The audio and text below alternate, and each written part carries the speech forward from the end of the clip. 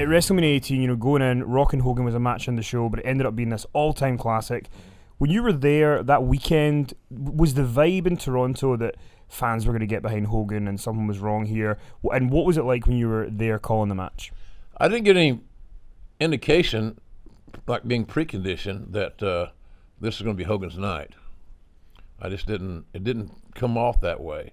It was a major event for Toronto. They hadn't had a WrestleMania in years and years since Hogan and the Warrior.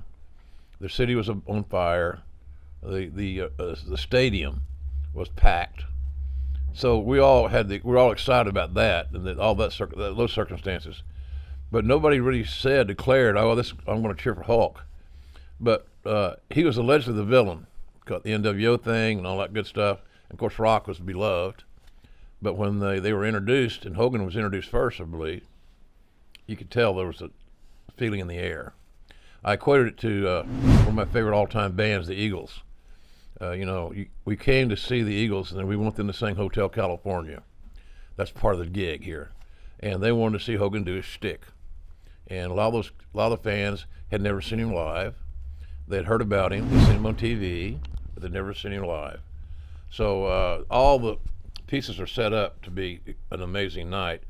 And then when Rock came out, there was not a big booze, but there was not the applause that he normally would get, because a lot of that applause was already taken by Hogan's entrance.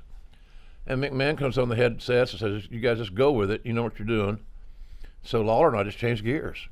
All we did was listen to the audience and watch our monitor and try to describe what we're seeing and hearing and feeling. And it was one of the more enjoyable experiences. I really thought that, Hogan's maligned sometimes about he wasn't the great tactician that some of the other guys in his era were, but he also drew more money than the guys in his era, because what he did was good. He may not have had a whole list of hit songs, but what he had were to steal a pun, immortal songs.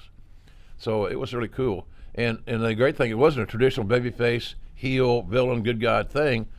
It was just two great stars competing, and I really enjoyed calling that match. It should have closed the show, in hindsight. That's not anybody's fault, because nobody knew how great it was going to be, and you had that big title match with Jericho and Triple H to close the show, which you kind of always want your main title to close the show if you can. So it was an interesting night. I'm really lucky I got to be a part of that.